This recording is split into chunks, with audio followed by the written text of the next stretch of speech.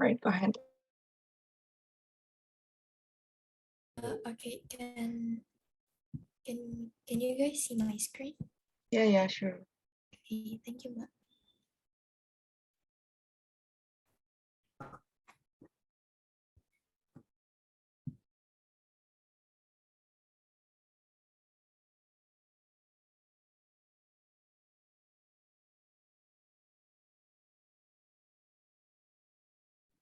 Okay. Assalamualaikum warahmatullahi wabarakatuh. Good morning, everyone. Thank you for attending today's class. So we are from Group 6. Today we will presenting about the life on land, deforestation, and its impact. So before we start our presentation, let me introduce our group member. So first we have Ananda Hasna, and the second one we have me myself, Clarissa Darini. The third one we have Muhammad Akmal Habibi, and the last but not least is Muhammad Shaidan Altaf. And next, before we jump into our presentation, we have table of content. The things that we will discuss today is first, definition of the deforestation. The second one is what caused deforestation. The third one is what is the impact of deforestation. The fourth one is action to prevent deforestation. And the last one is study case. So let's start let me start our presentation from knowing what is deforestation.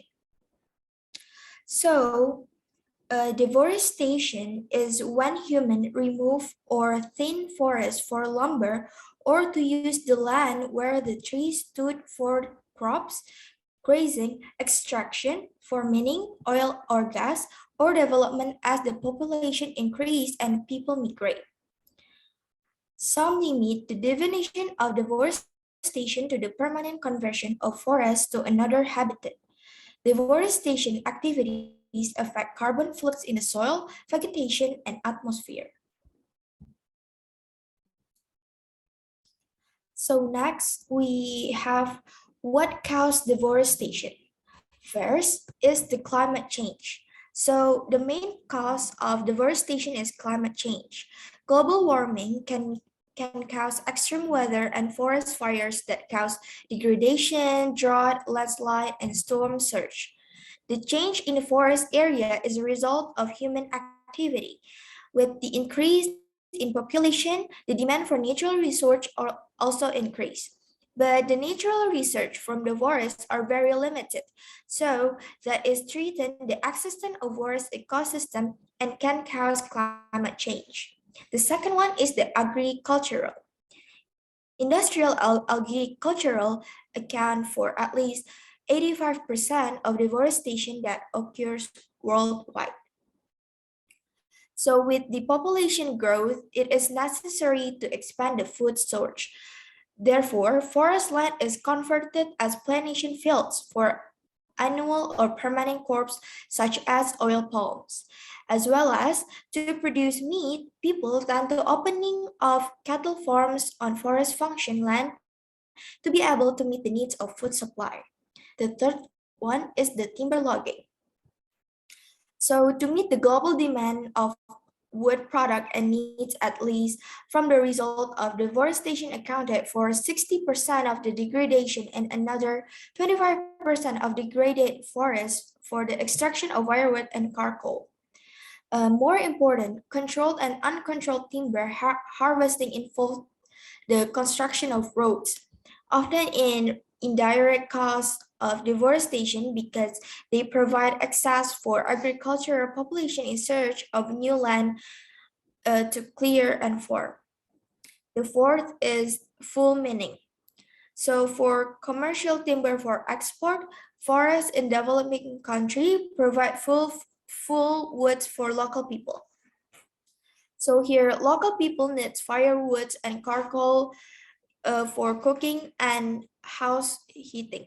In addition, due to the increasing demand for mineral fuels, mineral mining in tropical forests continues to increase. The five is expansion and infrastructure. So, as the tide of human population growth washes over the land, large swaths of forests get cleared to make way for expansion of cities and settlement. And with this settlement come even more infrastructure and expansion. Or in the other word, on the other word, forest land is converted as the residential area. And the last one is the lack of forest management. So the forestry department in developing countries in many cases are not equipped to deal with deforestation and its consequence. So the principle of forest management, especially intensive forest management for sustained yields, are unfamiliar to many developing countries where the policy emphasizes that has on protection rather than production.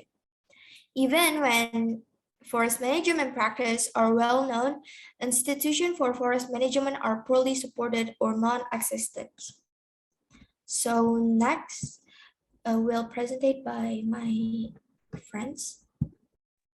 The impacts of deforestation is next. So the first one we have loss of habitat.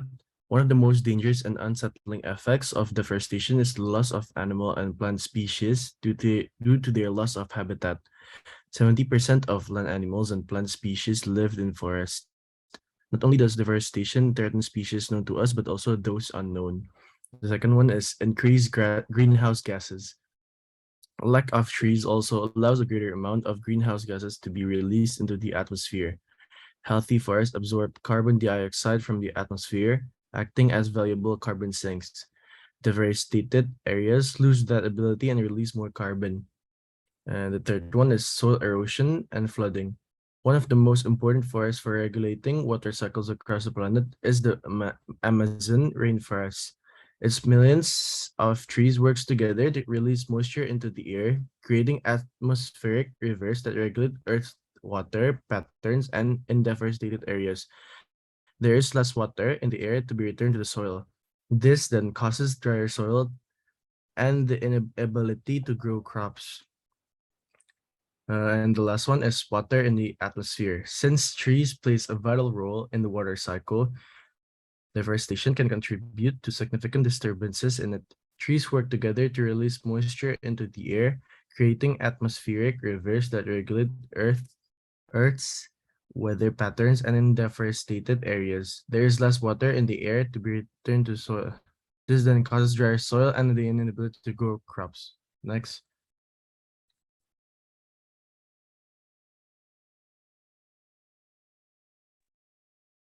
The next one is action to prevent deforestation.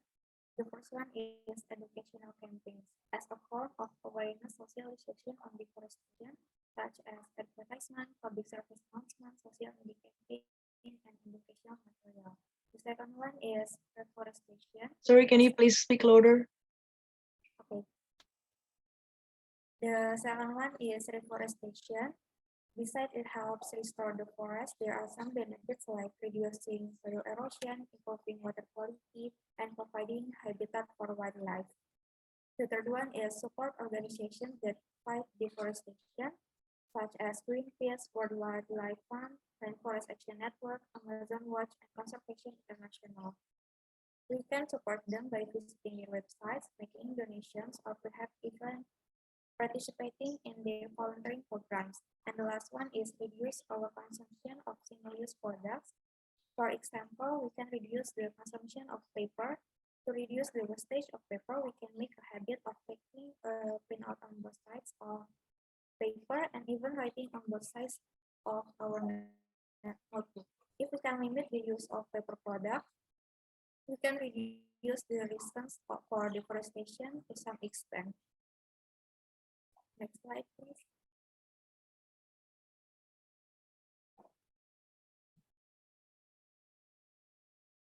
The next is a case study, illegal logging in North Newton Regency.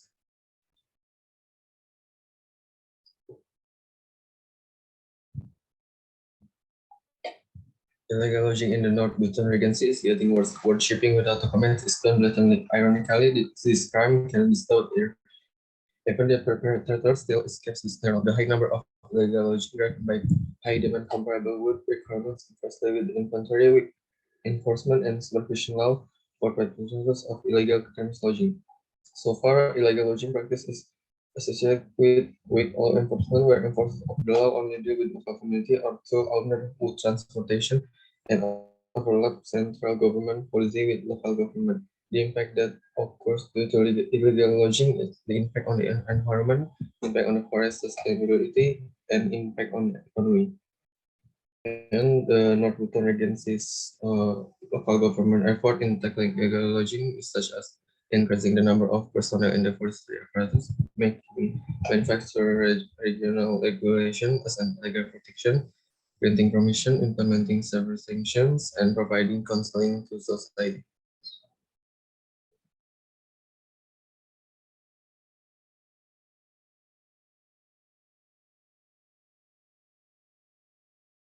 Okay, that's all about our presentation. Thank you for your attention, guys. So if you guys any question to us, please raise your hand or you Okay, can type the question. Thank you. alright, thank you. So, that's actually an interesting presentation, yeah, about the deforestation. So, does anyone have any questions? Please just raise your hand, or you can also just unmute your microphone and talk, or else you can also just message us.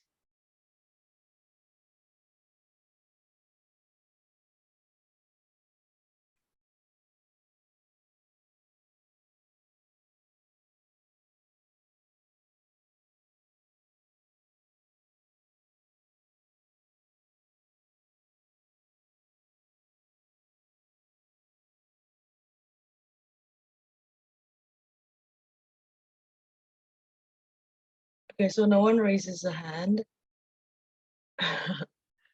Yeah, perhaps it's just too early for this lecture. But anyway, I would like to ask a question then. Now, do you think that it is necessary for the government to, for example, build a cooperation with other countries, perhaps, to tackle deforestation? Yeah, that's my question.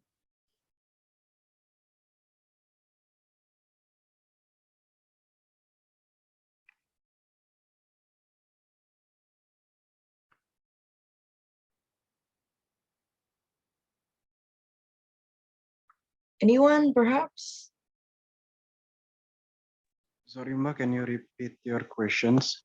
Yeah, my question is, do you think that building an international cooperation or building, what is it, like a cooperation, bilateral or multilateral cooperation is necessary to tackle deforestation? Okay, Ma, thank you for the question. I like to answer those questions. Yes. For me, I think building multinational corporate, membangun perusahaan multinasional, it's apa ya? In some ways, if they are focusing on deforestation, it will be help. But in other ways, if they are focusing on like industrial, it will be apa ya? Contradict to Mbak said before, because if they are more like industrial, it will harm the environment more. Itu sih Mbak dari saya. Thank you. Oh, I see. All right. So multinational corporation, yeah, okay. But yeah, anyway, for MNCs, I think they have, something like CSR, yeah, corporate social responsibility. That should help. But actually, yeah, in reality, it helps though. But yeah, perhaps it's not as sustainable. But I think that's a good idea as well. But thank you. And actually, my question is about the international cooperation as well. But that's actually a good answer as well. Okay. How about the international cooperation, the relationship between states or countries? What do you think? Mhm. Permission to answer, Mbak. Yeah, sure. So I think it is very necessary for all countries to apa, incorporate with each other, because environmental issues is not only occur in one countries, but it's also happen in many countries. So it is very important to to all countries gather to really focusing in these issues. For example, there is a Paris Agreement, right? It is show that all countries is agree to make this environmental issues as the serious things, and also deforestation is not uh, is mainly occur in developing countries, but it's not because the action that took from from the developed country only. The big countries such as US is also um, open like the what the apa the the public, or maybe uh the susah anjir. The industries, or like um palm oil, something like that in Indonesia also gitu Mbak. Okay, good. All right. Oh yeah, thank you, Hafiz. Do you want to say something? But I have some questions regarding to Yeah, sure. deforestation. Go ahead.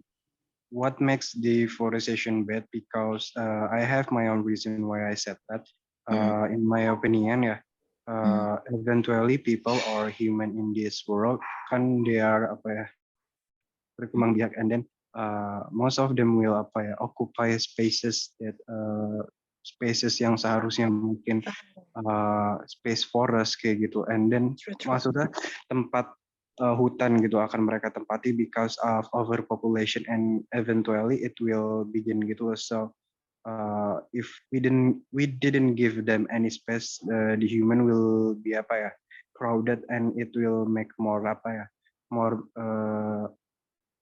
let's say if there were penyakit, it will be more easy to ditularkan, yes, spread something like that, and there's many more gitu loh. Terus kayak ya deforestation itu kan eventually will happen gitu loh Mbak. So do you have any ideas regarding to my question? Thank you. So can you repeat your question again? Do we have any choice, sis? I mean, eventually human will occupy a forest. Overpopulation. And yeah, then overpopulation, and then if we didn't use the forest as a place to living, and kalau kita nggak menggunakan hutan untuk tempat tinggal atau kita tebang mereka semua, kita sebagai manusia nggak akan punya tempat tinggal gitu loh Mbak.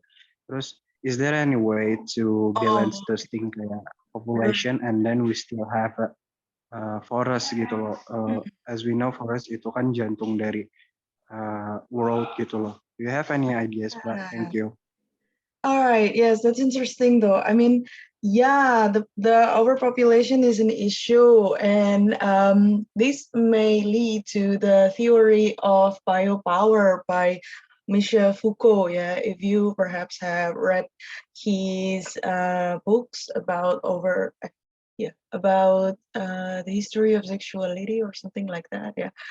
So he asserts that actually the government has the power to control their population. So if you've ever heard about the policy of KB, Keluarga Berencana, where only where the family only have to have at least like 2 kids, KB, yeah.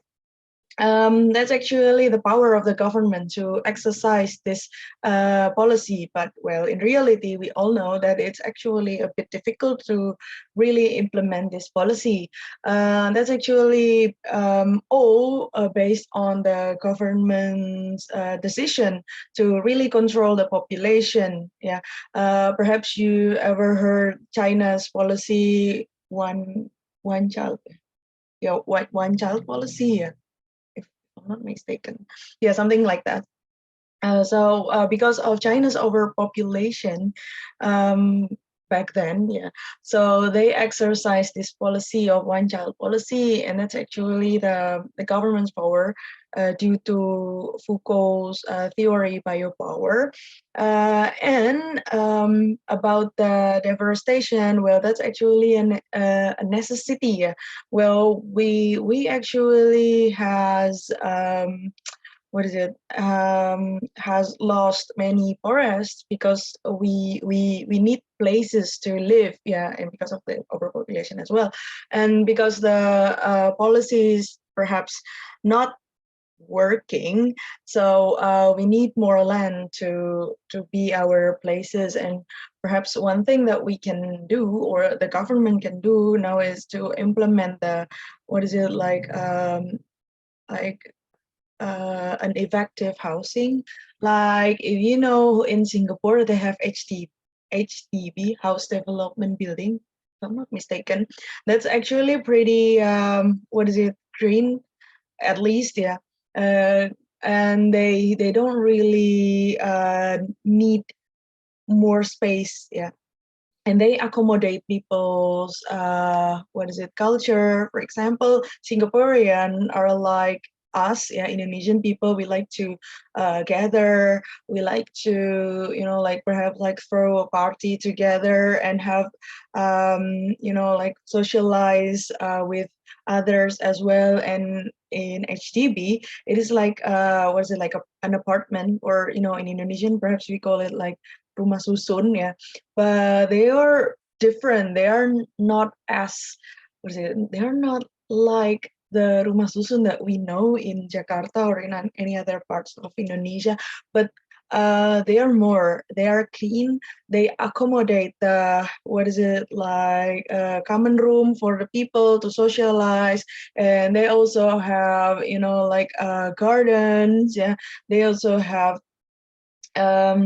parking lots, but it's actually pretty expensive to pay parking lots. So that will decrease the motivation for the people to buy cars or motorcycles. Yeah, well, in Indonesia, well, it's not that expensive, yeah, to pay some parking lots. So perhaps that's actually a good implementation of a policy that we can do. Perhaps the government can also encourage the citizens to live in a like rumah susun, or in like Singaporean called HDB, yeah.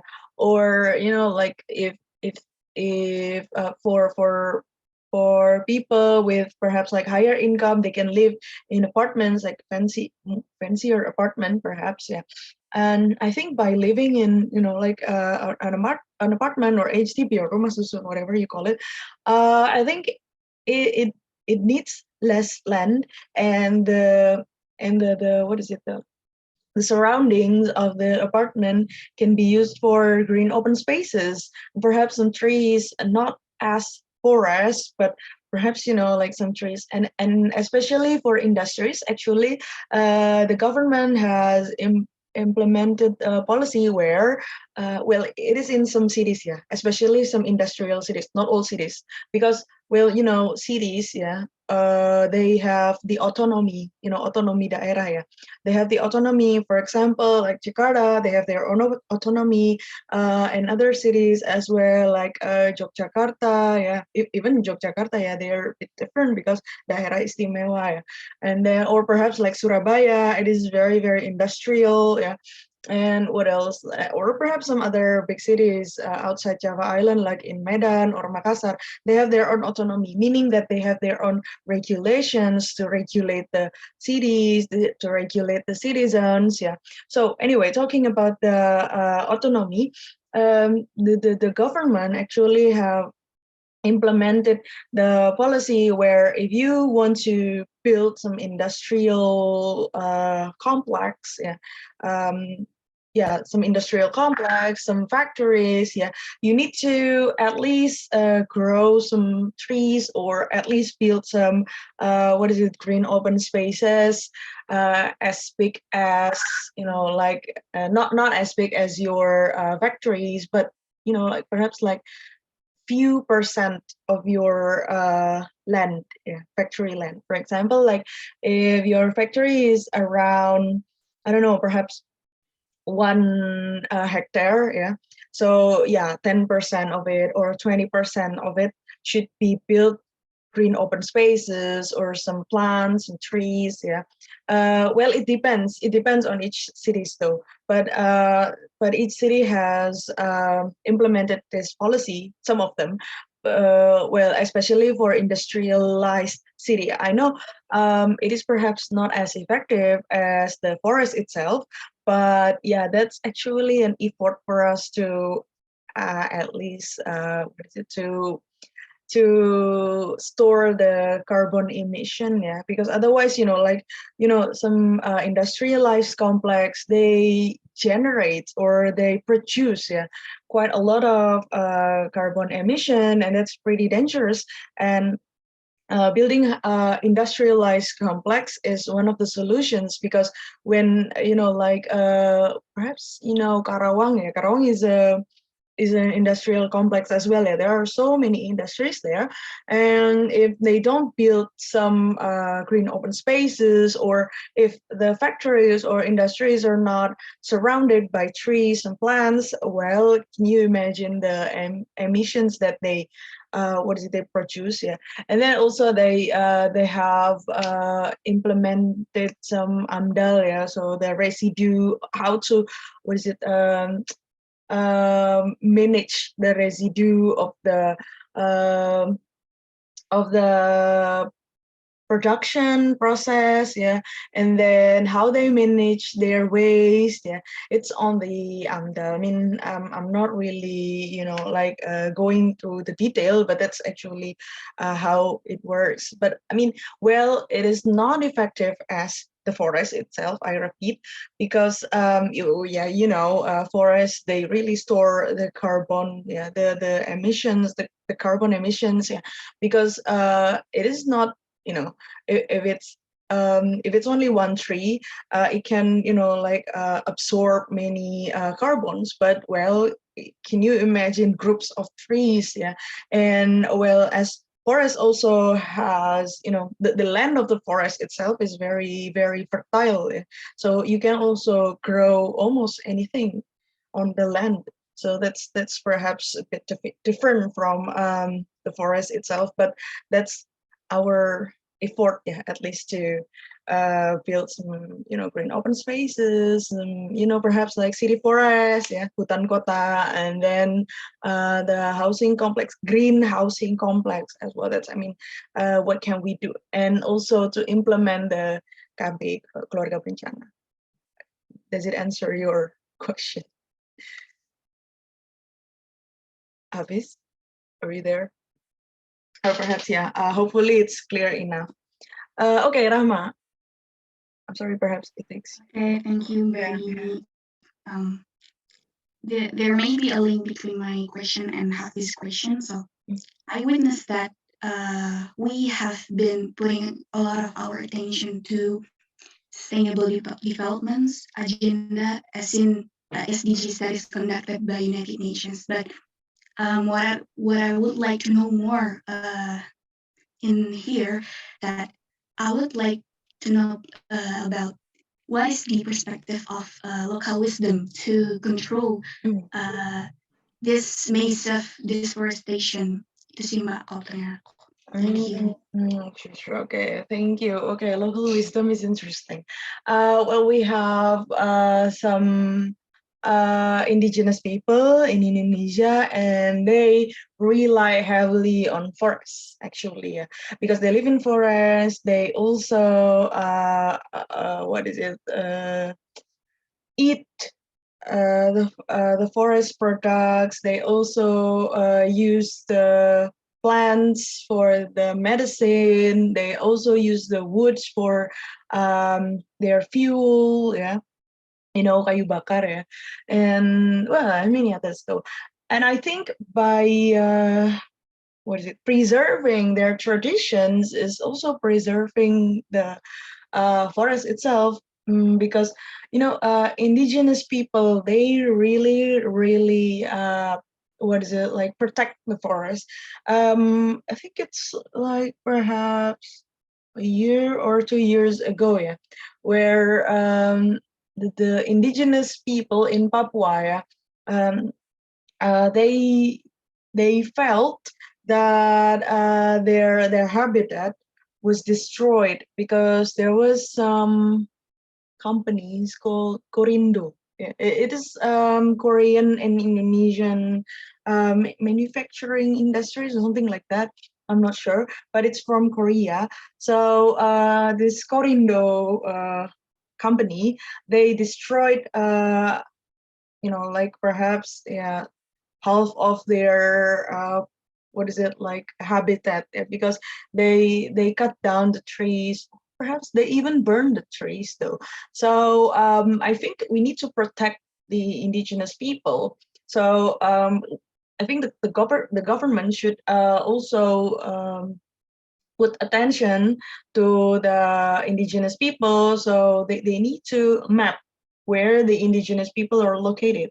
So if there are some indigenous people, the government should protect them, and the government should also not give any permissions or concessions to the companies or even the businesses or the individuals to even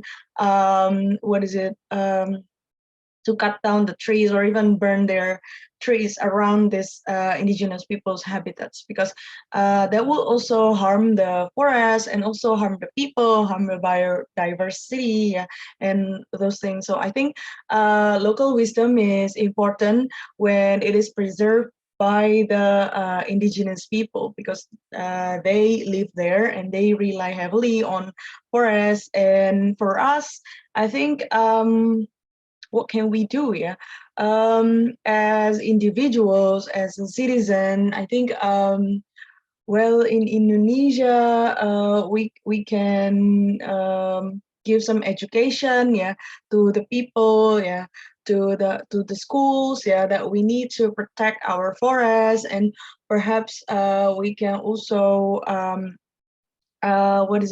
use some forests as tourist destinations, but we need to also pay attention to the sustainability when it comes to being a tourist destinations. Nowadays there are some pine trees, some pine forests, yeah, pine forests like in Chicole and some other places in Yogyakarta as well. Yeah, it becomes like tourist destinations. I think it's a good one though, but we need to also make sure that the management of the tourist destinations is good enough, and the government and even the owners of the tourist destinations, yeah, the pine trees, no, the pine forest, sorry, they need to make sure that the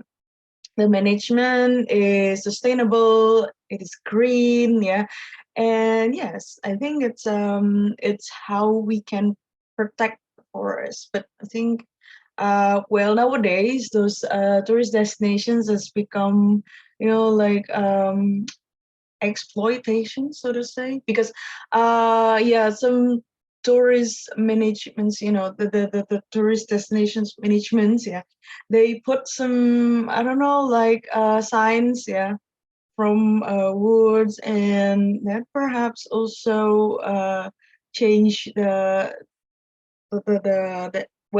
it perhaps at the aesthetic of the place itself, but somehow it's not green yet, because those signs, yeah, and perhaps some others ornament, they can harm the environment as well. So I prefer to change the signs to some other, perhaps they can make some projects. If you visit the place, you the ticket can be used for plant a tree or something like that. I think it will be interesting.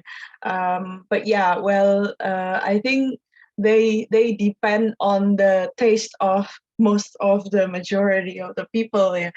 And perhaps some of our people like to take pictures in front of the signs and some like ornaments. Yeah, but actually it doesn't really sustainable for the environment. But yeah, that's I think what we can do for protecting the forests. Do you have any objections or? No, I think I get your point. Yeah. Mhm. Thank Okay, you. great. Thank you. Anyone? Yeah, hopefully, Hafiz, do you want to say something again? Mbak, I like to ask a question regarding to yang kayak go green gitu ya. I think Mhm. go green ideas itu doesn't work in third world countries, Mbak, because it costs more the biayanya daripada the effort gitu loh, Mbak. Jadi kayak it is quite challenging for kayak third world country, let's say Indonesia, to implement those things gitu. Because as we know, those eco-friendly equipment cost harganya cukup mahal dan gitu, dan as a third world country we have our priorities kayak apa yang harus didahulukan, dan mungkin kita menyampingkan itu kayak as a third world country kita cuma bisa kayak mulai dari yang kecil kayak buang sampah pada tempatnya, terus kayak setahu saya itu doang sih, terus kayak mengalihkan kendaraan umum jadi transportasi umum biar mengurangi kendaraan yang memberikan polusi kayak gitu, Mbak. So as Mbak said before, as a third world country kayak when kita bisa mengimplement those ideas to our current situation gitu loh, Mbak, because it is easier said than done gitu loh, Mbak. Thank you.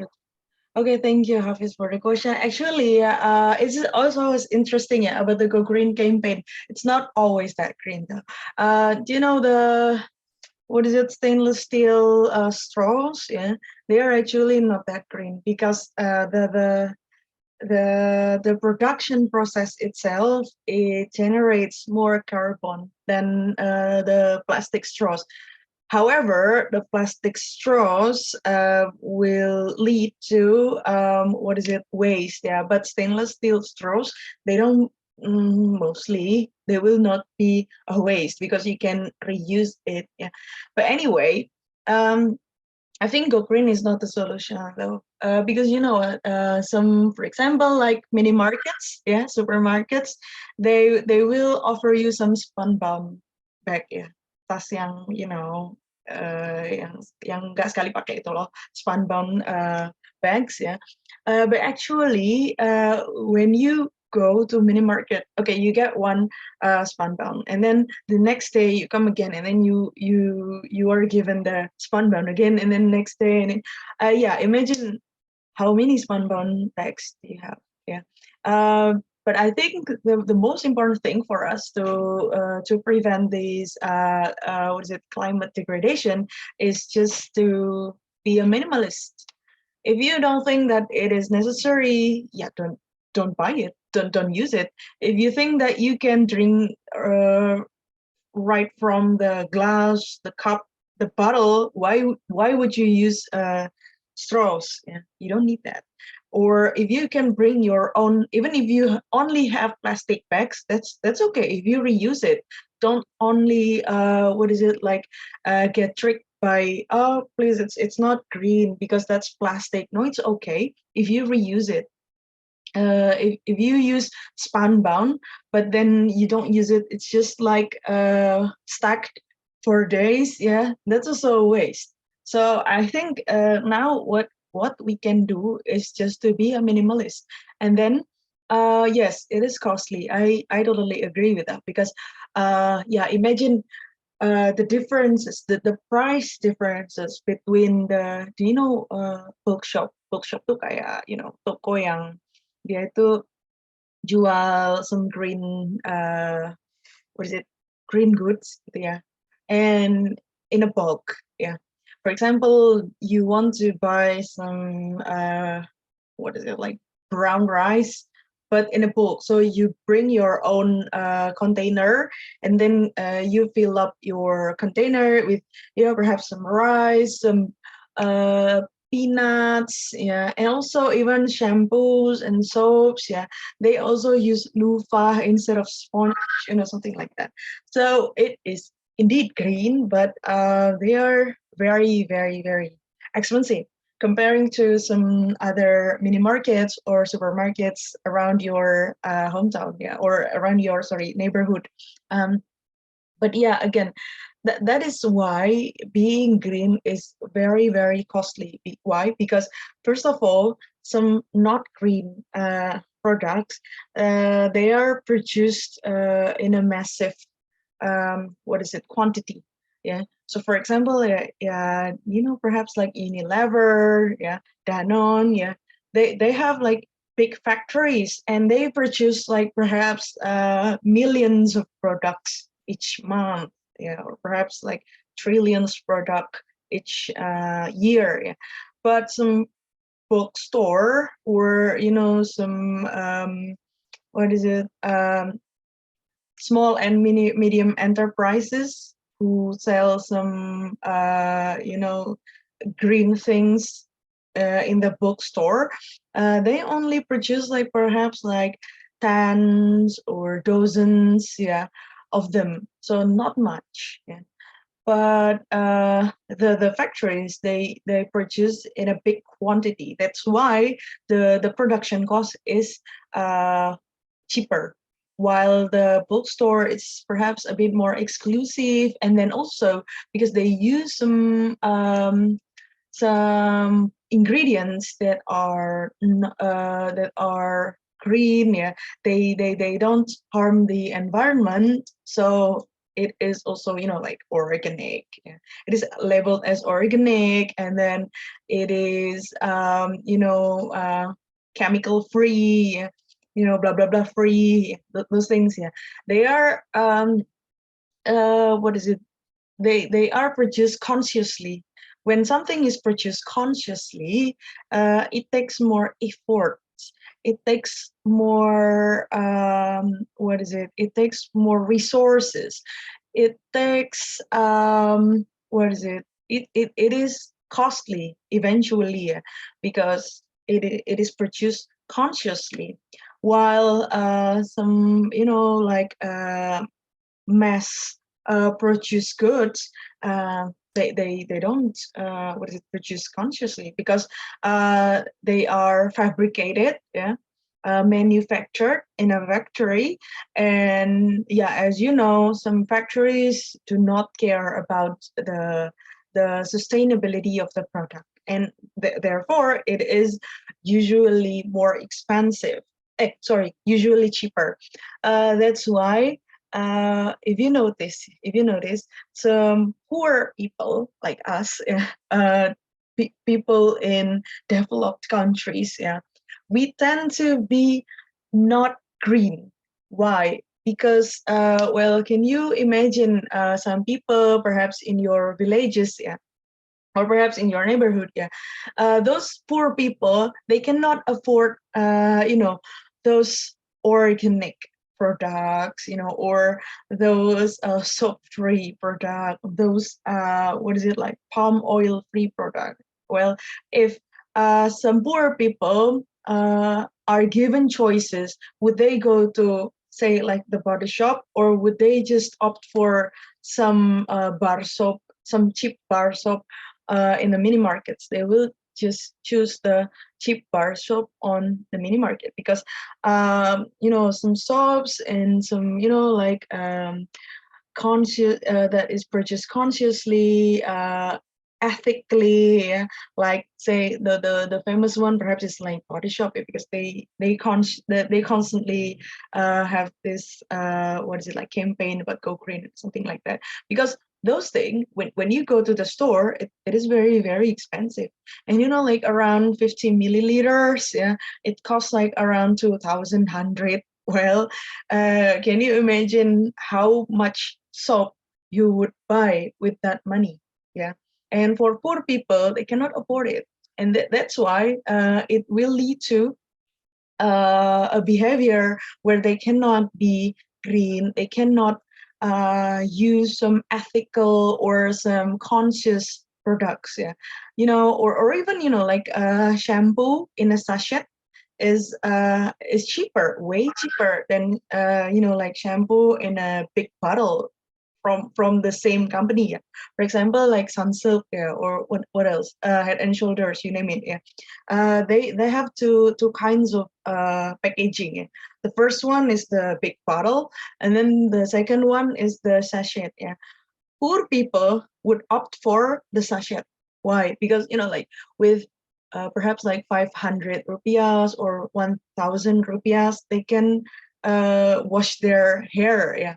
While for us, we tend to buy the big one, the big bottle, yeah, because well, if you count it, it's actually more economical and less waste, yeah, because you buy in a bulk. Yeah. Well, in sachet, you use it and then you throw it in a bin, yeah.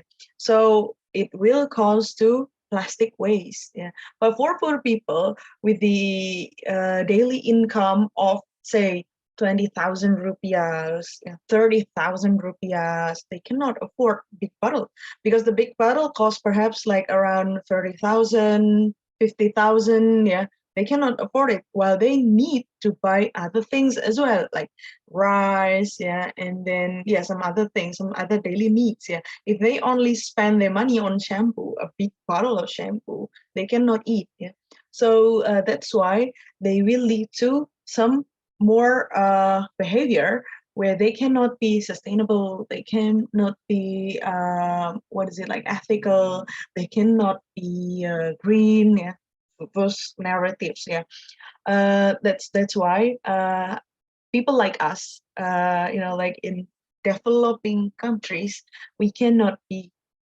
fully green, because to be green is actually very, very costly.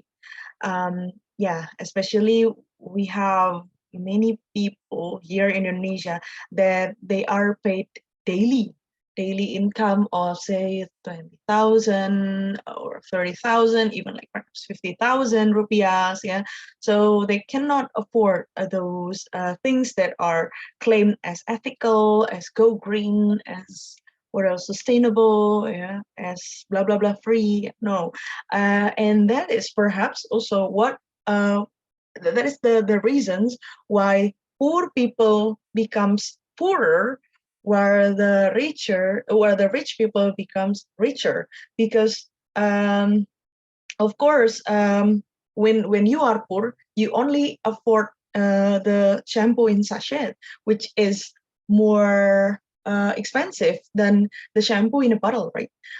What say, like in a bottle, it is like around 300 milliliters, or 200 milliliters. It costs like around perhaps 30,000, 25,000 rupiahs, while the sachet is like, I don't know, it's very small, and it's only like 1,000 rupiah. Yeah, well, you can do the math and you can compare. It's actually what is it, like cheaper to buy in a big bottle or to buy in a bulk than in like sachet. Yeah, and then when you are poor, you are urged to buy more, yeah, because you only have that money. Yeah, and then also when you are poor, you only can afford those in a minimum quality, right?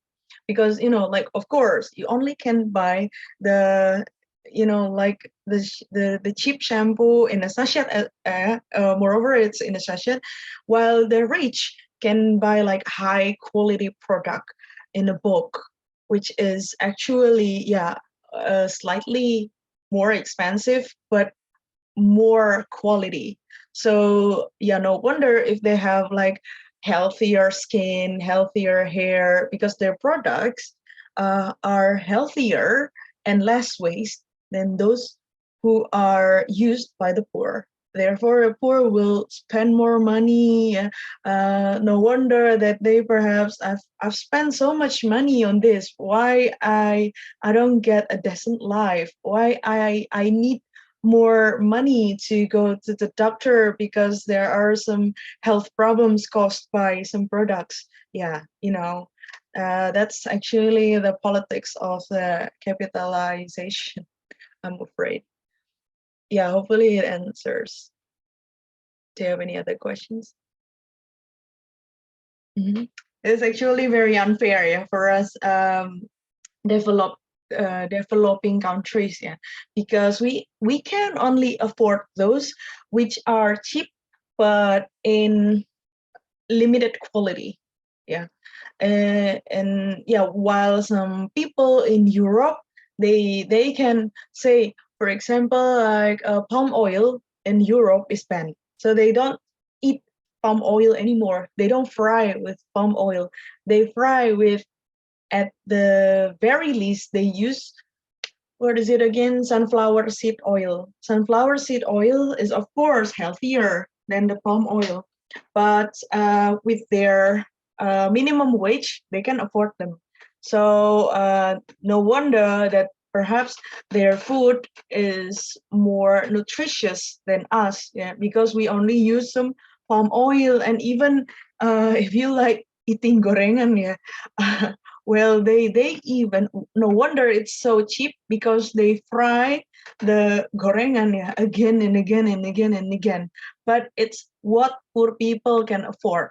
In Europe, no, they won't. They will never fry the same gorengan again and again with the same oil. They will just throw away the oil. They will perhaps they don't really use some oils. They will not use some, what is it, like stove, yeah. They use air fryer, for example. But for us, air fryer is too costly. So poor people do not use air fryer. Well, even if it's healthier, but they cannot afford the electricity bill. They cannot afford to buy the air fryer itself, yeah. So that's why we will live there as poor people, as a developing country. We will always be poor, because what we eat, what we consume, is not as good quality as those in developed countries consume. And yeah, I mean, if you ask me how to get out of this situation, I don't know, because perhaps it takes time. Yeah? It takes time to get out of this circle, this poverty. What is it again? The poverty cycle or something like that. Yeah, I forgot the term, but there is the poverty cycle or something like that. Yeah, we do have the term, but yeah, it is like a cycle. Yeah, when you are poor, you cannot afford good quality goods, and when you cannot afford good quality goods, you tend to pay more for perhaps your health issues, yeah, or yeah, some other things, yeah, and then you end up being poor again because you need to pay more and more and more. That's it. Okay. Well, yeah, that's any part, but yeah. Any questions? No? All right. Okay, so thank you for the presenters. Please have some closing statements for us. Okay, thank you so much, Mbak Dini, for all the explanation. Mm. And thank you guys for your attention. So, thank you all. Yeah. All right. Okay, so thank you, Clarissa and friends. Yeah, let's continue our session. Wait. So,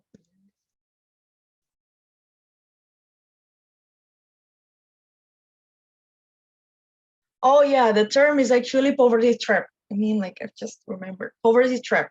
Poverty trap is when you are poor, yeah, you cannot afford good quality things, yeah, and of course then you will end up paying more and more and more and more because you have some other problems caused your caused by the conditions where you cannot afford those high quality things. Yeah. For example, like when you are poor, you only can afford cheap gorengan. Yeah. But of course, it is not healthy for you, so you end up paying more to the doctor. And in a massive scale, in a country scale, in a government scale, it will lead to the high what is it high high necessity for the like insurance like BPJS will be responsible for that, and the country will allocate more funds to BPJS to cover those people with those diseases. You get what I mean? So when there are so many poor people in one country, they cannot afford, for example, like good quality food. So they will eat, like gorengan and some other foods that are cheap. Yeah. But for us, perhaps we eat gorengan because we just want to. But for those poor people, they eat gorengan because they have no other options left. Yeah, and then it will cost their what is it like physical health, yeah, deterioration. And then because they are poor people, they are under BPJS what is it responsibility. So the country will allocate more funds to BPJS, which I mean that is actually can be prevented, no?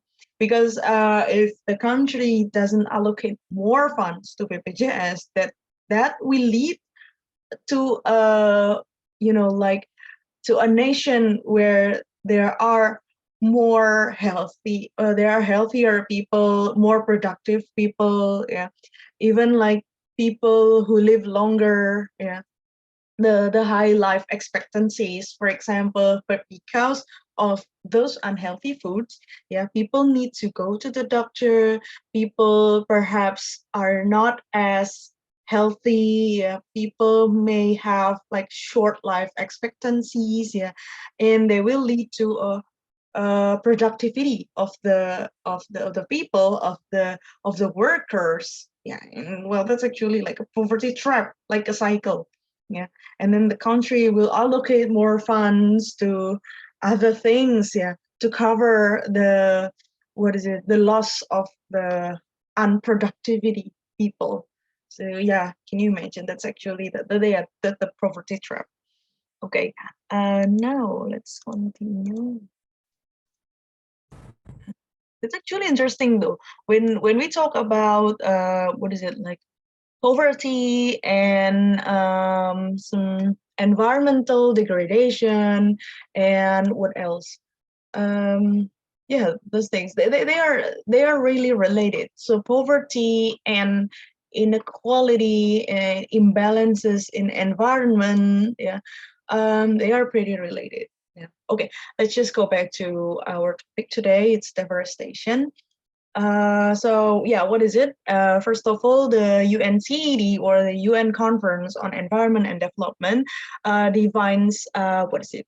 Deforestation as land degradation in arid, semi-arid, and subhumid areas, yeah, resulting from various factors, including climatic variation and human activities. So actually, the deforestation can be caused by the people itself or the climate. So well, it's actually like this.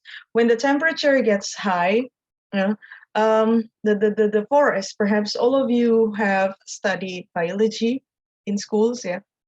So it's like this. When two things are collide and they they touch each other, something like that. I mean, I don't know the real explanation scientifically in natural science, but it's like that. When two things are collide and they touch each other and they rub each other, it will generate what is it? The energy of heat, yeah, heat energy, something like that. And this heat energy happens when the forest is too dry and the temperature gets high. So the wood, they touch each other and they rub each other, something like that, and it generates some heat, and then it caused burning. Yeah. So the burning, the forest burning can be caused by the climate itself because of the high temperature and dry temperature, or yeah, most likely they can be burned by the people. They can be cut down by the people and then burn, those things. Yeah. Well, first of all, because they are, it is easier to be burned than cut down, because when the forests are burned, it is just boom, that's it. Yeah. And then the land gets empty and you can just use the land to any other things that you want. You can grow some, say, palm oils. You can use it for farms, for housing complex, or anything you want. But when you need to cut down the trees, you need to think about the, what is it, the the resources, the human resources who will cut down the trees, because forest is actually very big. So when you cut down the trees, you don't need one person. You need a group of people to cut down the trees, not mentioning the tools and equipment to cut down the trees. Yeah, you need some fuel, to, is the, I don't know the name of this, of the things to cut down the trees, those things. And then you will also need to think where you need to throw, or how you would manage the byproduct of the trees that like fell down. So it is costly, it is it needs more resources, it is impractical when you cut down the trees. But when you burn down the trees, finish. You just have to think about the haze, that's it. Yeah. Okay, so that's about the deforestation and how people do the deforestation. Anyway, and then Ali Riaz and Iqbal defines deforestation as the loss or removal of trees as a consequence of land clearing, land clearing, because mostly people would use the land for mostly palm oil plantation. Okay. And so why forests are so important? Because like over 1.5 billion people rely on forests for livelihoods. 1.5 billion, 1,5 miliar. Like that's quite a lot of people. Moreover, they are indigenous people, because they live in forests. Yeah.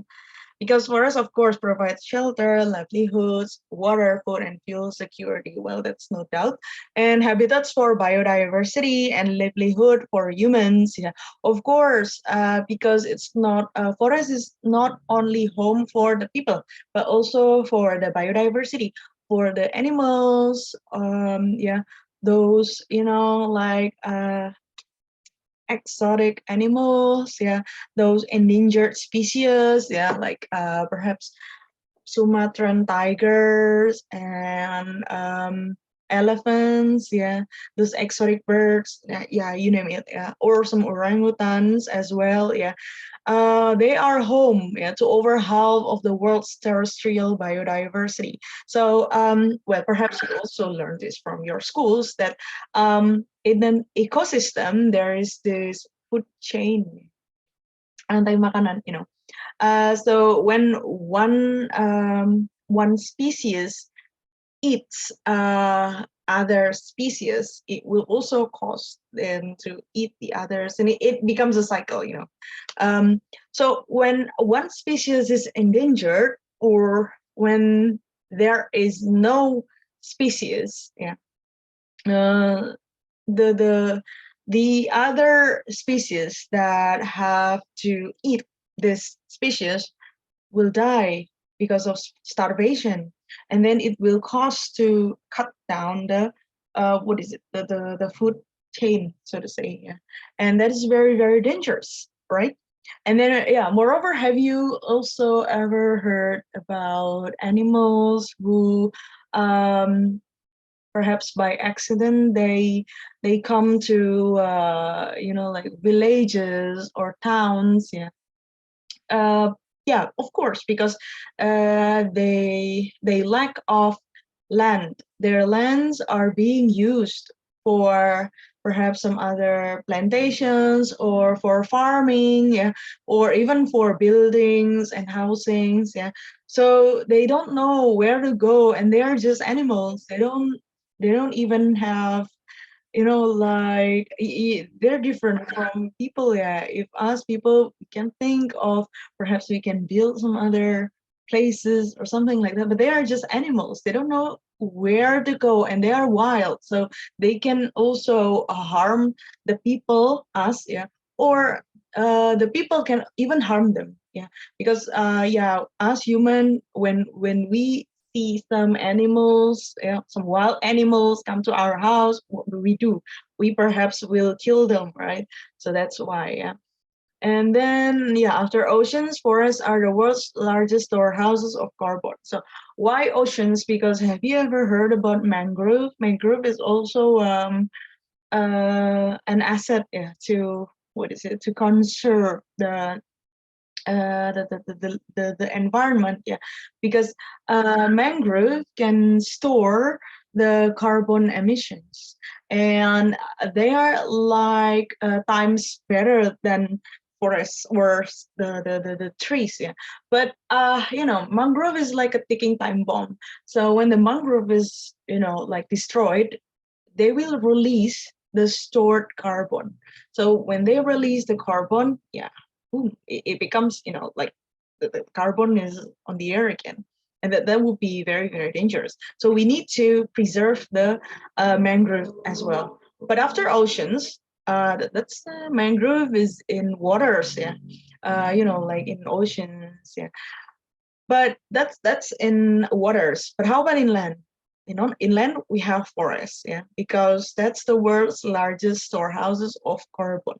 And of course, forests, they absorb harmful greenhouse gases, and they also provide clean water.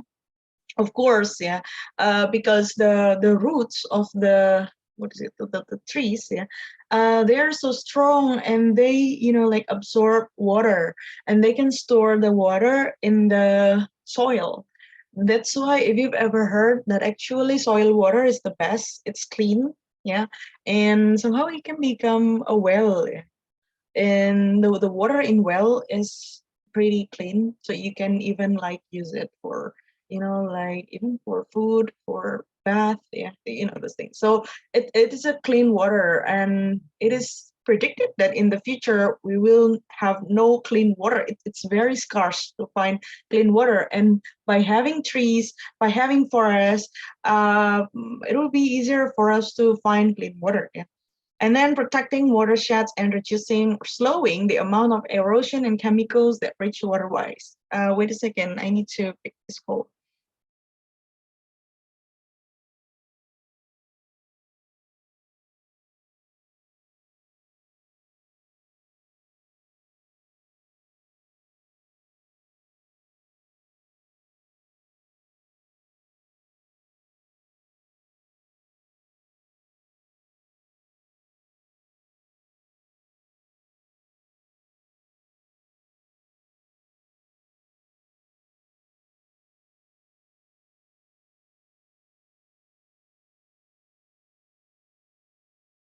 Okay, sorry. So it can protect watersheds and reduce or slowing the amount of erosion and chemicals.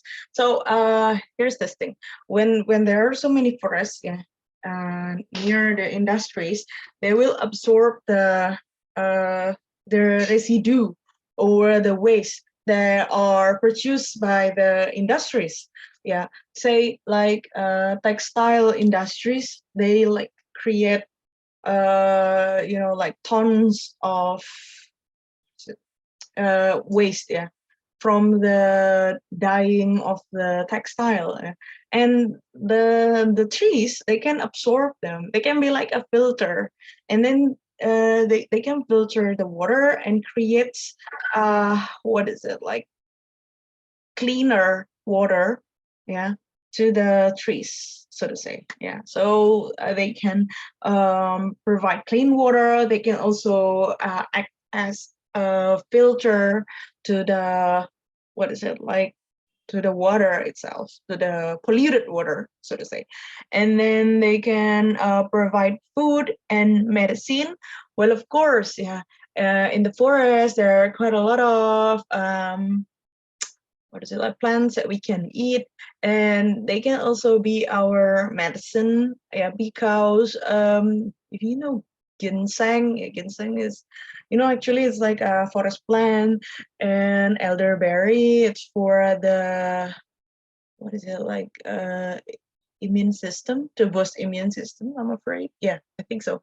And then some hawthorn, it's for heart disease, and so on and so forth. So it can be used for food, for medicine as well, and serving as a buffer in natural disasters. Well, as we know that the roots of the plants, yeah, they can absorb, yeah, they can, what is it, like, hold, yeah, the erosion, yeah, they can also absorb water, so it will what is it, it will provide the, what is it, like a flood or soil erosion, landslide, those kind of things. So yeah, of course, there are so many importance for us. And next, yeah, causes of deforestation. I think, yeah, there are actually more than this, but I would just explain some of them, which are mostly be the cause of the deforestation.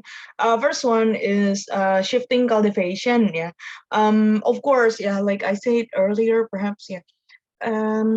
Usually the land in the forest, they are destroyed, they are burned, they are cut down, because the people need to use the land for other things. For example, like for plant palm oil plantation, and then for farming, for other agriculture activities, or perhaps yeah, buildings or housings, yeah. But with a conscious way of cultivate it, I think it wouldn't be it wouldn't be as big problem, yeah, as if you burn the trees, yeah. Okay, and yeah, that's the cultivation. And then commercial logging as well. I think the group has presented how the trees are removed, and they are used for what is it, like timber pulp, yeah, pulp for papers, yeah. But I think for commercial logging is actually okay, but for illegal logging is not okay, because actually, yes, the forest provide us with the trees, yeah, with the woods that we can use for our productivity. But of course, when we overuse it, is not good. Like illegal logging, they overuse it. So illegal logging means that they overexploit the trees, yeah. And by illegal logging, they don't pay attention to the regulations, because there are some certain regulations concerning the logging. Yeah. And then mining and dams, of course, when you have the mining installations, yeah, you need to make some explorations, and that is actually very, very harmful for the environment, not mentioning the forest as well and dams as well, because yeah, of course, when you build some mining installations or some dams, you need to also create the surroundings to be, what is it, to support the mining activities or the dam activities. So it is not good for the forest as well. Okay, so that's for the causes of deforestation. And then the next is the effect of deforestation. I think the group has also explained this, but I will also talk a bit more about this. So first of all, the soil erosion, yeah, landslide, yeah, tanah longsor, of course, because yeah, like I said, the forest can be a buffer. So when we don't have any forest left, yeah, we don't have the buffer. And then the expansion of deserts, because of course the when the forest is removed and the land becomes dry, yeah, and it can become deserts. And of course, it will lead to the next one, which is loss of fertile land, because when the land is too dry for too long, it can be less fertile. And one day when we need to plant something there, yeah, well, perhaps it needs more effort because it is not fertile anymore.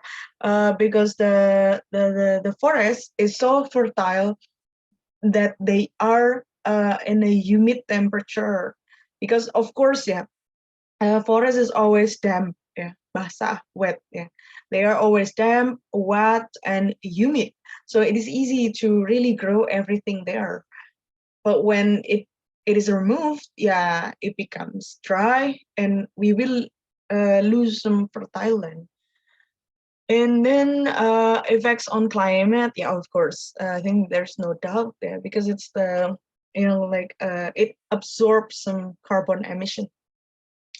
And next, loss of biodiversity. I think we've talked about this before, because the animals live there, yeah, and yeah, obviously it will disturb the food chain and so on and so forth. You know what this, and loss of medicinal plants. Yeah, like I said earlier about the medicinal plants in forest. Yeah, when we lose the forest, we don't have any medicinal plants, and that would be perhaps difficult for us. Yeah, to have those raw materials for the medicine.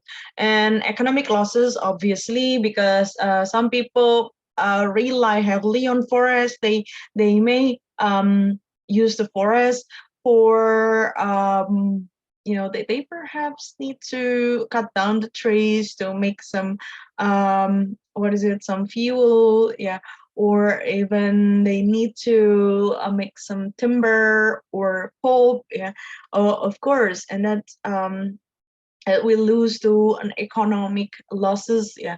And of course, I mean, by saying economic losses, it is done by those people or those industries who are not as big. Yeah, they may be like small or medium enterprises or local producers, local farmers, you know.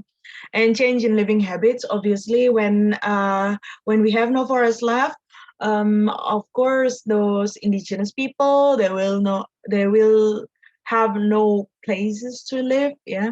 And of course, yeah, it will cause mass migration, and that is also a concerning issue, yeah, because yeah, we have limited land, and they cannot just live in the city or in a big town, yeah. Yeah, of course, that would cause other problems, of course. And next, so to illustrate the deforestation in the world, I'll show you this interesting video. Yeah. Can you hear the sound? Hopefully. The main driver of climate change is greenhouse gas emissions. Forests are one of our ways out. They are like the lungs of the planet. They are big climate regulators at a global scale. July 23rd, 1972. My work has always been about monitoring the land surface and forest. Thrusting outward into space, we gain new perspective on ourselves. Since 1972 till now, Landsat has been tracking and taking pictures of the Earth's surface. Circling the Earth, it offers an ideal means to monitor change. I mean, it's hard to imagine how we used to do this, but for the first 20 years of the mission, people were tracking the land surface on essentially hard copy photos and drawing on them.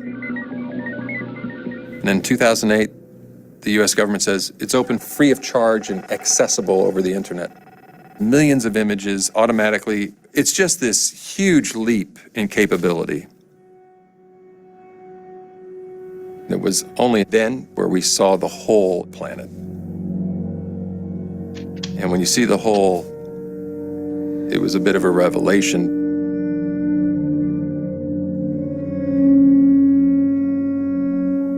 And yeah, the alarm bells go off. These warm orangey tones, that's forest disturbance. That means forest was removed. We didn't know that was going on. Colombia, Peru, Paraguay, Bolivia, we can go anywhere and see actual forest be.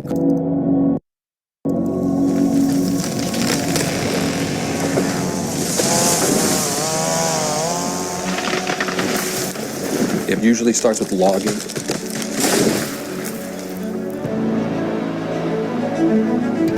Rainforests are cleared and burned. They then replace it with soybeans, rubber, pasture for cattle. But one of the big drivers is palm oil. Palm oil is like a magical fruit.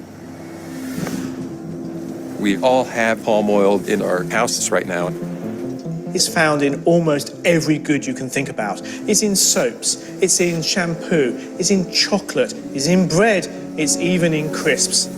What we're doing accidentally and inadvertently is actually causing deforestation in other countries because our demand for this product.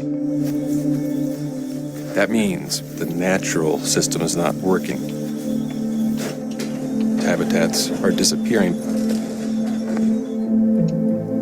But also when these high carbon stock forests that are centuries old are cleared and burned, CO2 is added to the atmosphere. Those emissions go up and warm the planet.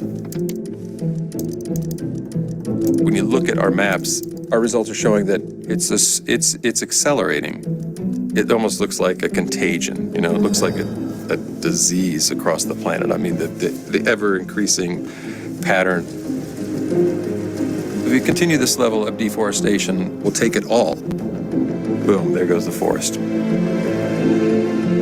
And our ability to mitigate climate change and turn the story around becomes really vanishingly small.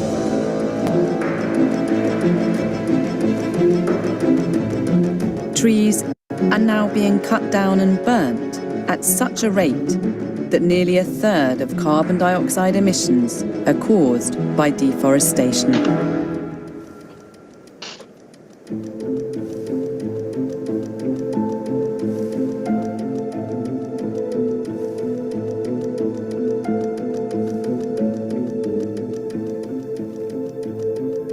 It sucks.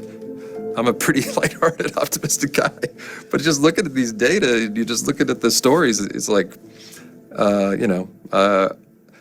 I'd like to see some evidence of really strong kind of unified political response that was more than an aspiration on a kind of piece of paper, right?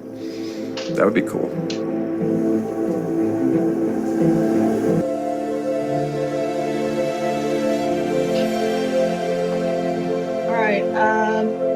So that's actually about the video about the deforestation. So, well, I would like to sum up in case you don't really understand what this video is explaining.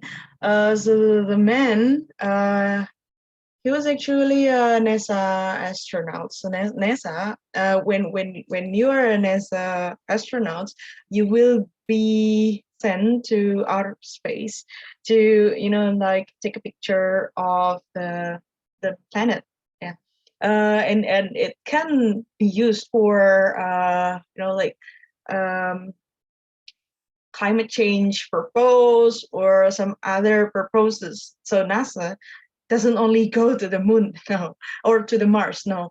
They can just fly, yeah, to outer space and take pictures of how the Earth are going, and those kind of things. Anyway, this man, they take pictures of the Earth, and it's actually concerning because when we first took the picture, it was good because there were quite a lot of forests, but now it's concerning because some forests were burned and destroyed and cut down. And yes, yeah, as you can see in the video, that the forests are cut down. And yeah, I remember the tools again. It's called chainsaw. It is cut down by the chainsaw, and then it was burned, and the haze, yeah, like you see, the haze is like this. And then the haze is problematic because it can fly to other countries as well, like in Indonesia, like in perhaps like 2016-ish, some years ago. We had some troubles with the haze pollution, and it traveled to Malaysia, Singapore, Thailand, or not, or some of the countries in Southeast Asia countries here. And then what else? And also the man mentioned about the palm trees. Yeah, palm oil. It's like a gold. Yeah, because it is needed by everyone in the planet. Yeah. So yes, some forests are cut down because they want to plant the what is it? Palm oil. Yeah. Sorry. Palm oil trees. Yeah. And then, as you can see, again, some land also used for farming, and then some lands are becoming the deserts, becomes very dry. That's why. And yeah, so that's actually the bigger picture of the deforestation. From the perspective of NASA astronaut. But what about in Indonesia? So there is this interesting, what is it? Website. Let me check again. Sorry, I need to minimize this. I think it's, sorry, I need to stop sharing because perhaps it can be a bit difficult to load the page. Okay, wait a second.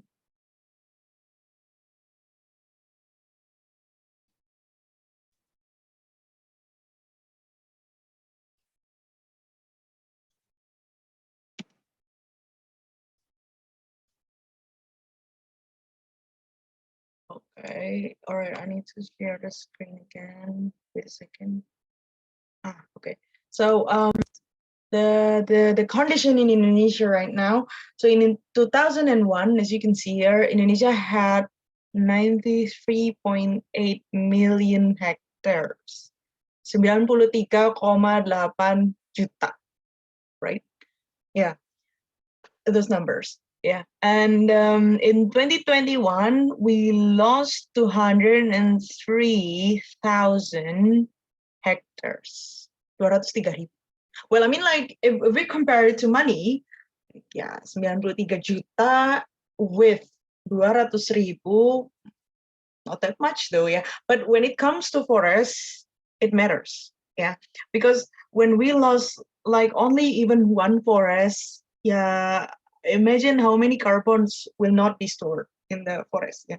While with the case of overpopulation, like Hafiz said, yeah, well, yeah, you can imagine. So 203,000 hectares is not like a small number. It's actually big. yeah, even when we want to compare it with 93 million, yeah. But yeah, and then if we look at the trend, it's actually not that bad, because we have like stable forest of 124 million hectares. This is the green one. And then we want to gain more forest, like around 5 million hectares, 4.88. Yeah, we can just say 5, yeah. 5 million hectares like this. Yeah, well, it's actually quite a good number. But we lost like around 9 million hectares. Yeah, the purple one here. And this some disturbed trees, 24 million hectares. So the pink one and the purple one here, they're the, what is it? The things that must be in our concern. Yeah. Although if we compare it with the green and blue one in total, well, these are just very small, but still we need to put our attention in this. Yeah. Hopefully we can make potential use for our forest. Yeah. And then what about the year to year of the forest deforestation? From 2002 to 2021, Indonesia lost, let's say 10 million hectares of humid primary forest. So as you can see here, so from 2002 to 2021, we don't have 2022 yet because perhaps it's still ongoing. So the highest one is here, 2016. I think it's when we had the problem of forest burning. Yeah, if you remember the case of the forest burning in Kalimantan and Sumatra in Jambi, yeah, and people were installing some applications like air pollution, something like that, where you can see the level of the pollution. If it's red, then I think some of you may still install that application to see the air quality of the city. Yeah. So in Jambi and in Kalimantan, the indicator went red. Yeah. All of them red, and even the sky was red. If you still remember that day. Yeah. And then it was so concerning. Yeah. And lots of forests were burned. Yeah. And like I said earlier, the what is it again, the haze traveled to Malaysia, to Singapore, and they put pressure to Indonesia, those countries. Yeah. Even mostly like ASEAN put pressure on Indonesia to solve this problem, because most of their citizens were sick of those haze. Yeah. And finally there was ASEAN agreement on transboundary haze pollution, ATHP. That's the name. ATHP is the regime, is the protocol or the agreement, so to say, yeah, that must be obeyed by Indonesia, especially to tackle the haze problem. So Indonesia was responsible for the haze pollution that they caused. Yeah. So what our government did, we did the moratoriums for land concessions and even like deforestation and burning of the forest. Yeah. So in the next year, we were able to really decline the number of the deforestation. Yeah, as you can see here, it fell dramatically to only like less than 50%. Yeah, even like perhaps, I mean, I'm very bad at math, like around 30, perhaps, 30-ish. Yeah.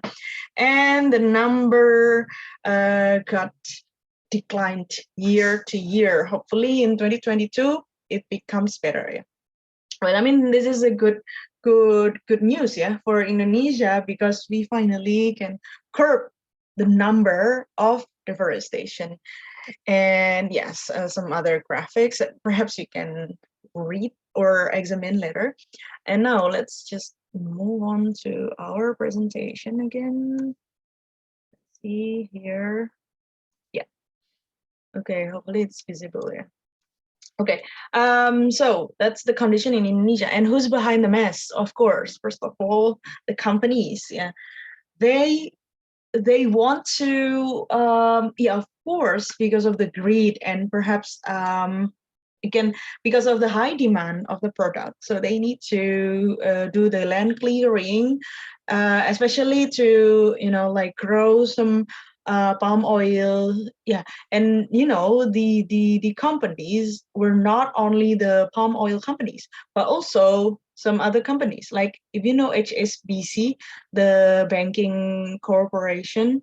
Yeah, they invested some amount of money to those palm oil corporations because well, of course, it is very, I mean, yeah, it is very profitable to invest on some, like palm oil companies, yeah, because it isn't needed by everyone. Even like, say, European countries may ban palm oil for cooking oil, but they still use it for other things like soaps, yeah, like the ingredients in their, say, like chocolates, like in the video, yeah. So, well, it's like a hypocrisy because they still need palm oil. So palm oil is actually needed by everyone in the planet. Yeah. And then landowners as well. So in some forests, it is actually owned by landowners, yeah, by the people. But the companies would pay the landowners to exploit the land. To, for example, like say I have like 1 hectare of forest, yeah, and then some companies, perhaps some palm oil companies, want to pay me to plant palm oil, and then they will give me some amount of money. And of course, I have no options left because I also need the money. Yeah, so yeah, landowners is also behind the mess, and also labor, well, because yeah, they don't have any options left.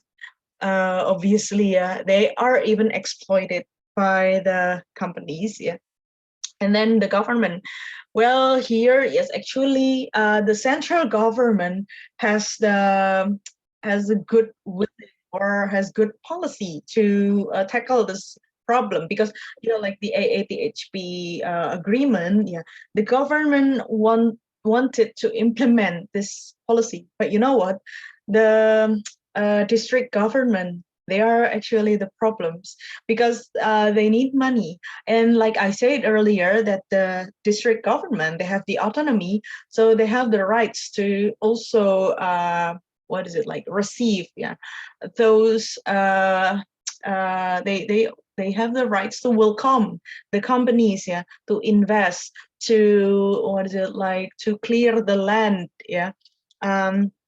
And because yeah, of course, they will get the money as well from there, yeah. And it is a bit difficult to really control and monitor the district government, because of course we have the, what is it, like the APBN and APBD. APBN is in the center, yeah, the budget plan, the central budget plan of the country, but the APBD is the budget plan for the district, yeah, for the cities, yeah, for the regions, yeah.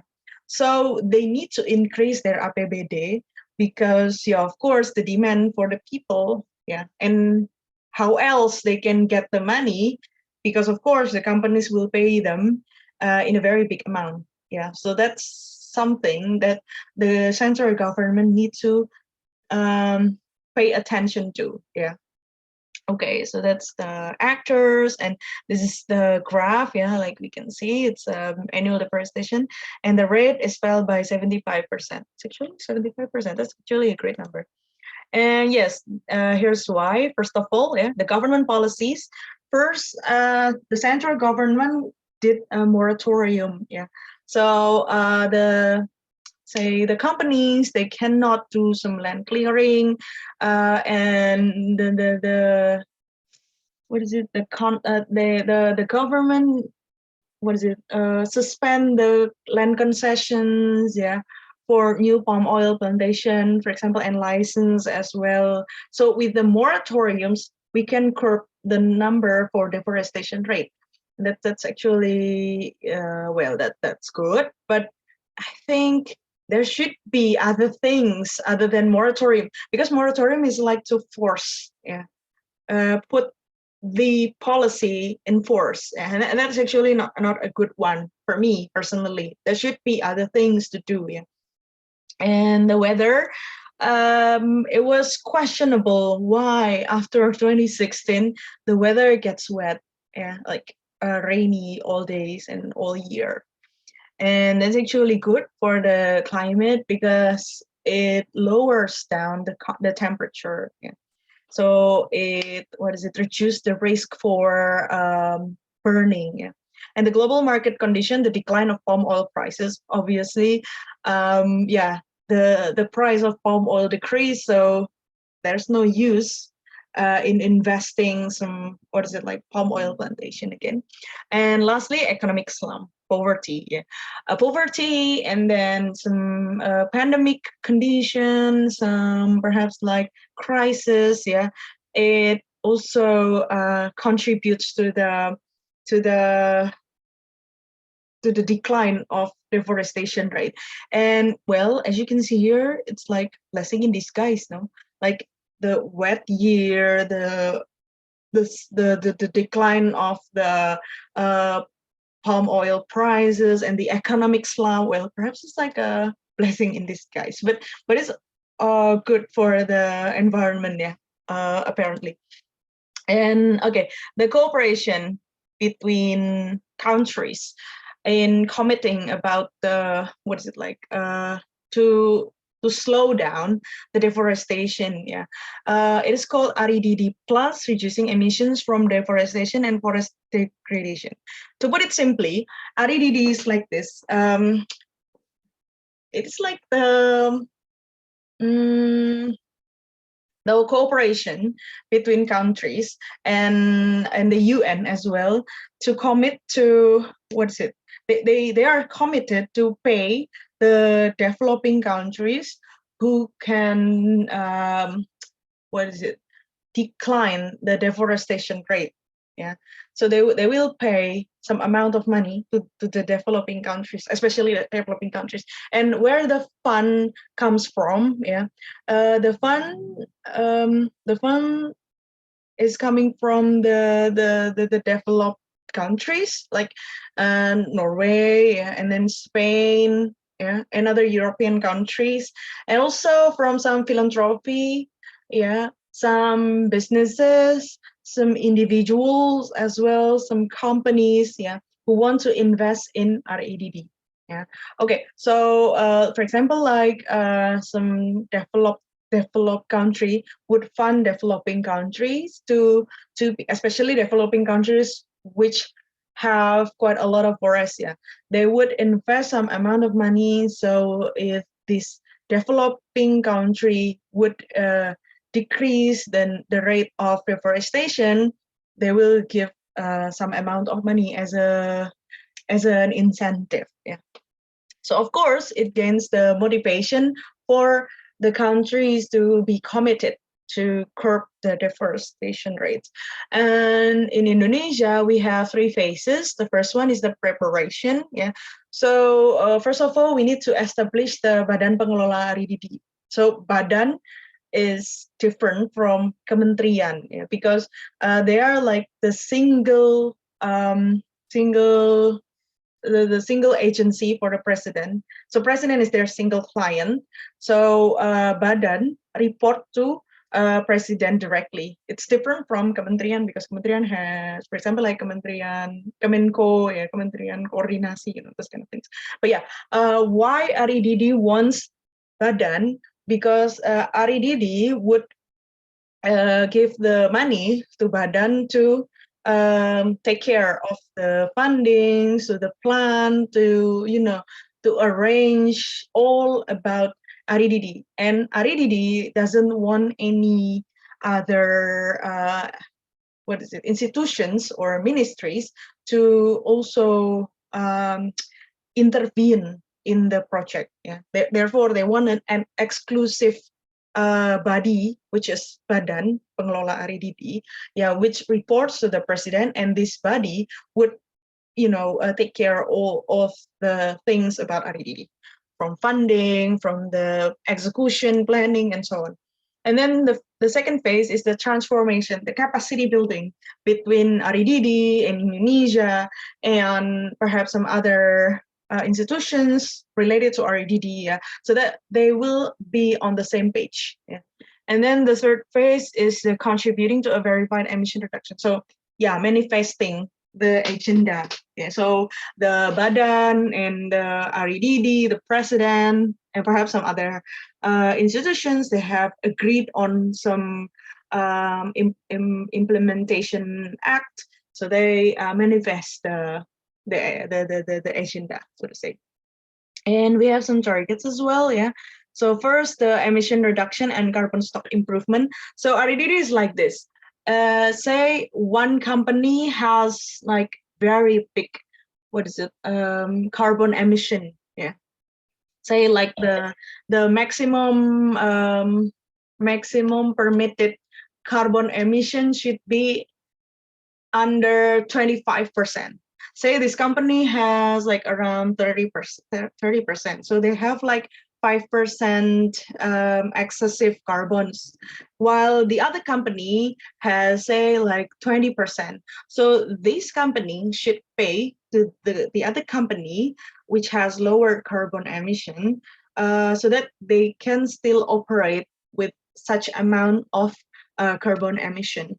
And Indonesia wants to have as many carbon stocks as possible, so that those big countries, those developed countries, would pay to us the carbon stock emission. Yeah, so we reduce emissions so that we have some, some stock of carbon, that can be bought by other countries. And then the distribution and capacity strengthening of all stakeholders and decision makers. So all stakeholders should be on the same page. They should have the same capacities, and of course, ensuring the involvement of all stakeholders, in every process. So of course, the stakeholders should take part of this mission. So no one's left behind. And conserving biodiversity and ecosystem services, of course, that's the big mission of this. And lastly, sustainable and fair economic growth for the people, because when the forest is nurtured, hopefully it can be sustainable livelihoods for the people as well. Okay, so Indonesia has the cooperation between Indonesia has a cooperation with Norway, with the scheme of RIDD plus Indonesia-Norway cooperation. So as you can see, in 2010, we have signed the letter of intent from Norway, and it should work from 2011 to 2022 up until now. However, in 2021, last year, the minister of forestry, environment and forestry, MOEF, KLHK, Ibu Siti Nurbaya, she declined or terminated the contract because she thought that Norway didn't really commit to the agreement, to the LOI, because we should have gotten paid, by Norway, but we didn't. So Siti Nurbaya was very angry, and she terminated the contract because Norway didn't didn't obey with the agreement itself. And so we no longer have any cooperation with Norway, but President Joko Widodo asserted that we would still conserve the environment. We would also decline the rate of deforestation with or without Norway. So, well, hopefully, I mean, it's still, I mean, yeah, we have like 1 year to go, like 2022. But yeah, well, let's see. Yeah. But yeah, how about the people's opinion about REDD? So when REDD took place in 2011, many people, especially those indigenous people, say that they think that their rights to be the indigenous people, to not exploit, not overexploit, but they want to make use of the forest products, and they had some difficulties to do so because the government were too strict, yeah, to the indigenous people. So imagine that there is this area of a forest, yeah, and these people live there, yeah, inside the forest. So the government wants them to move away for a while when this REDD took place. That's why they couldn't do anything about it, and they couldn't make use of the forest. Usually they would use the woods, yeah. They would use the plants as well, yeah, and other things from the forest, but they were not allowed. So they thought it was like like a violation for the indigenous people's rights, and the government was only prioritize, they only prioritize the the carbon stock, yeah. So the government only focus on the carbon stock. They only wants to gain profit from REDD. They didn't really think about the future of the indigenous people. They didn't care about the future of the land owners, to the laborers. The government should actually empower them, not not to forbid them to do what they want, to make use of the land, to make use of the forest. No, actually the government should empower them, should support them, should protect their rights as indigenous people, as local people, as the laborers, as the landowners, yeah. But the government only care about the funding from the Norway. And of course we got some funding, some funds from Norway because of our contribution to decline the rate of deforestation. But actually that's not the point. The point is we need to conserve the environment while also empowering the rights of the people, the indigenous people, the local people, and the people in general, obviously. But the government didn't do that. Yeah. And yes, that's actually sad though. But yeah, let's hope that the government do not only think about the profit, do not only think about the incentive, but they really care about the environment. Okay, so well, that's it from me. Thank you for coming. Thank you for listening. If you have any questions, please just raise your hand or just you can ask.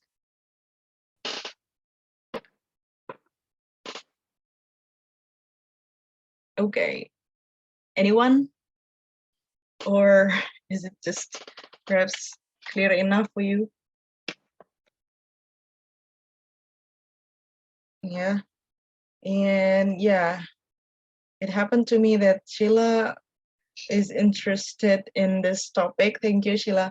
And yes, it's yeah, hopefully at least, yeah, when you are in the government, when you work for the government, when you work for the multinational companies, when you perhaps in the future own the land, and well, I don't know what you want to be in the future, or you perhaps be an activist, a member of NGOs, yeah, perhaps you can also remember that actually the forest is important. We cannot just focus on the number, but we have to also focus on the the impacts, the surroundings of the forest. There are some people who live in the forest, who live or who rely on the forest. Their living is rely on the forest. So perhaps when you are in the government, when you are in multinational companies